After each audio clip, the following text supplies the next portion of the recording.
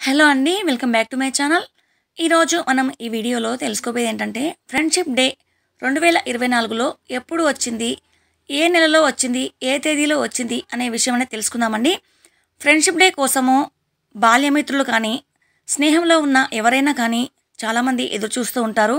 మరి మనకి ఈ సంవత్సరంలో ఎప్పుడు వచ్చింది అనే విషయం అనేది తెలుసుకుందామండి. పేద ధనిక తారతమ్యాలు లేనిది, కులమత భేదాలు లేనిది స్నేహం. బాల్యంలో, కళాశాలలో, ఉద్యోగంలో, బంధువులలో ఇలా స్నేహం అనేది ఎప్పుడు ఎక్కడ ఏర్పడుతుందో తెలీదు. నమ్మకం ఉన్న చోట స్నేహం అనేది నిలుస్తుంది. నమ్మకం లేని చోట స్నేహం అనేది నిలవదు కదండి. ఏ విషయమైనా ముందు మిత్రులకు మాత్రమే చెప్పుకుంటారు. తల్లి, తండ్రి తర్వాత గురువుకు ఎంత ప్రాధాన్యత అనేది ఇస్తామో స్నేహితులకు కూడా అంతకన్నా ఎక్కువ ప్రాధాన్యత ఇస్తాము కదండి.